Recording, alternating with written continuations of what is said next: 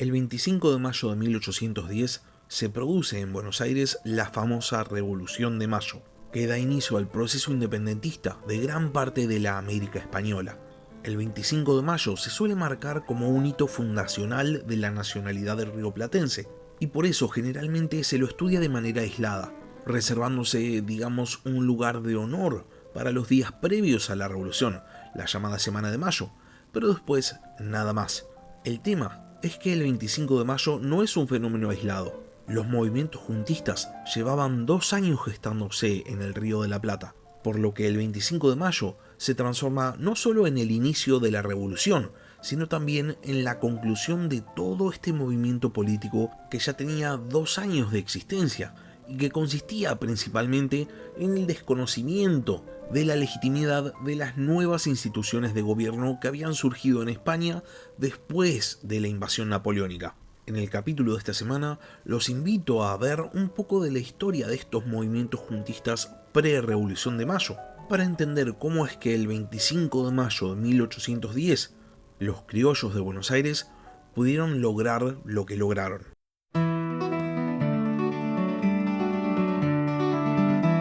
Hola a todos, sean bienvenidos al podcast de historia La Barba Roja de Barba Roja.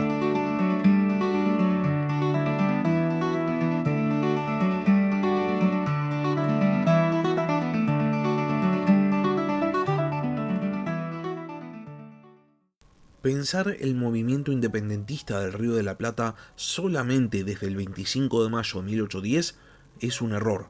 Definitivamente ese día es muy importante, porque en él se constituye el primer gobierno patrio, el primer gobierno de criollos y nombrado por criollos. Sin embargo, ese no es el día en el que se rompe la relación entre los criollos y España.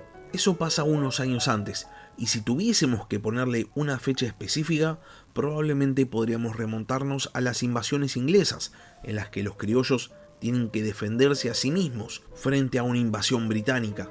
Sin embargo, por el momento, como en España seguía gobernando el rey al que los americanos le habían jurado lealtad, entonces la relación todavía no se había roto.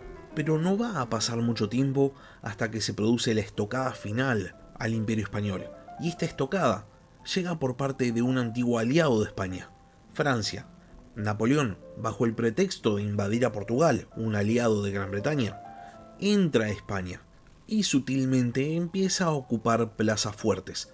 Cuando los españoles se dan cuenta, se produce un conflicto en el cual España sale perdiendo y Fernando VII es obligado a abdicar y es encarcelado. Napoleón nombra a su propio hermano José Bonaparte como nuevo rey de España, y los españoles responden creando la Junta Central, una institución de gobierno provisional, para gobernar justamente hasta la vuelta de Fernando VII. En América, los diferentes cabildos americanos se debaten qué hacer. Después de todo, los americanos no debían pleitesía a los españoles, sino específicamente al rey, y por este motivo, ante la ausencia del rey, muchos americanos empiezan a albergar la idea del autogobierno. Después de todo, había ciudades americanas que se habían tenido que hacer cargo de sus propios problemas prácticamente sin ayuda de la corona, como había sido el caso de Buenos Aires en 1807. Teniendo en cuenta esto, ni bien llega la noticia de la destitución de Fernando VII, el comerciante Martín de Álzaga decide salir de Buenos Aires y dirigirse a Montevideo para entrevistarse con el gobernador Elío. Álzaga pretendía destituir a Liniers y formar una junta de gobierno en Buenos Aires. Elío, por su parte, que era un férreo opositor a Liniers, acepta rápidamente el plan de Álzaga. Pero el problema es que Liniers, después de reconocer el gobierno de la Junta Central de Sevilla, ordena la destitución del gobernador de Montevideo. Elío, en respuesta, en vez de entregar el gobierno, decide organizar muy rápidamente un cabildo abierto en Montevideo, que culmina con la instauración, el 21 de septiembre de 1808, de una junta de gobierno, de la cual Elío es nombrado presidente.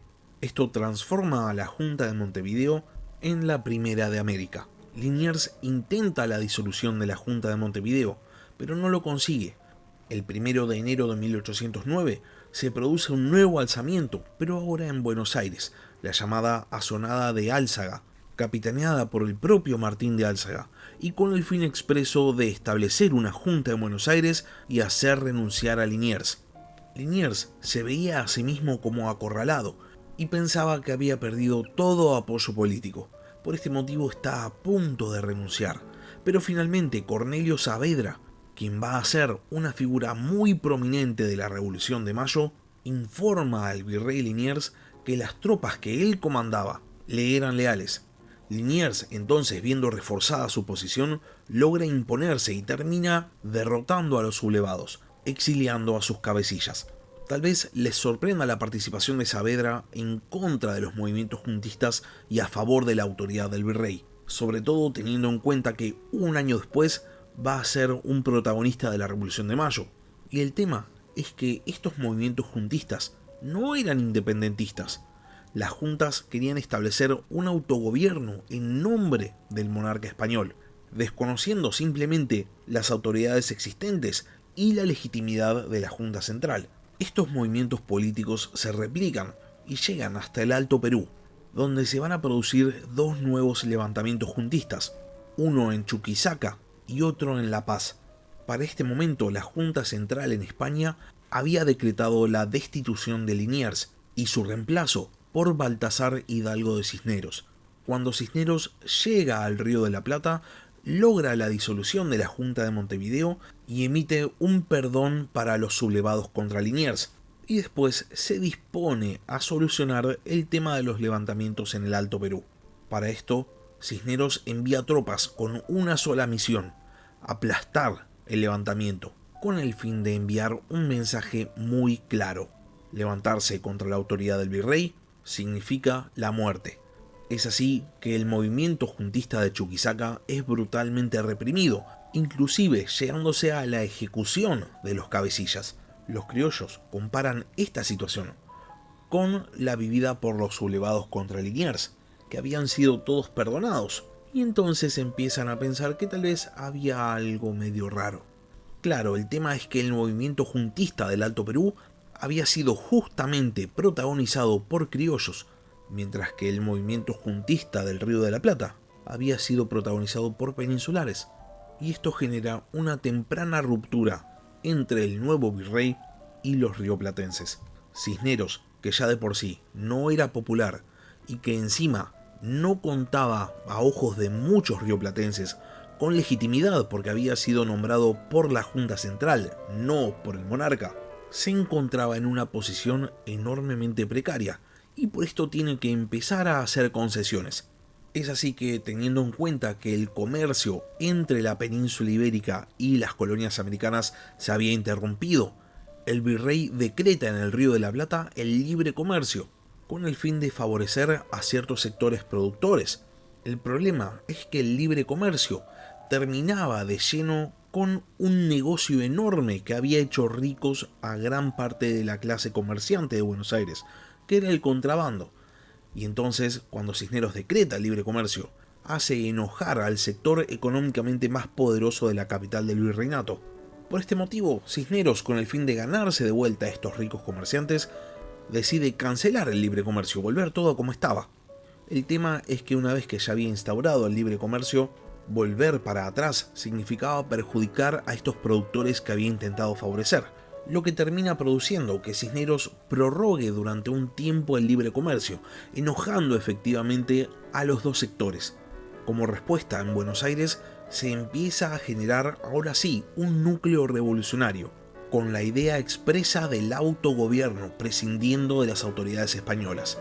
El tema es que estos revolucionarios querían hacer las cosas bien y necesitaban una buena excusa para llevar a cabo sus planes políticos. Esa excusa llega a Buenos Aires el 14 de mayo de 1810, en la forma de un diario británico, en el cual se leía la noticia de que prácticamente toda España había caído en manos de Napoleón, a excepción de Cádiz, donde se había constituido una nueva Junta Central. Para los americanos el mensaje era clarísimo: no existía en España ninguna institución a la que le debiesen pleitesía, y por ende no tenían por qué obedecer a ninguna autoridad española en América. Cisneros sabía muy bien qué pensaban los rioplatenses, y entonces, con el fin de que esta noticia no se conozca, ordena confiscar todos los diarios.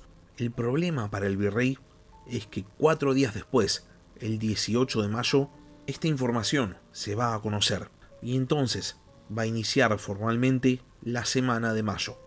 Pero eso es historia para otro capítulo. Hasta acá llegamos con el capítulo de esta semana. Si llegaron hasta acá y no están suscriptos al canal, les recomiendo que se suscriban, subo capítulos nuevos todas las semanas. Y si por otro lado ya están suscriptos, pero tienen ganas de apoyar al podcast, pueden hacerlo transformándose en miembros del canal en YouTube o si no en Patreon. Les dejo el link en la descripción del capítulo. Muchas gracias por haber escuchado y hasta la próxima.